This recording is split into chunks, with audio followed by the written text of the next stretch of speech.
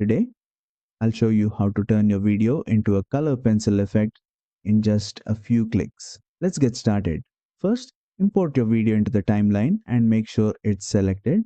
Now, head over to the effects panel and search for color sketch effect.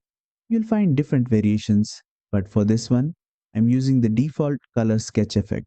Simply drag and drop the effect onto your clip, and instantly your video transforms into a hand-drawn color pencil sketch. But let's fine-tune it.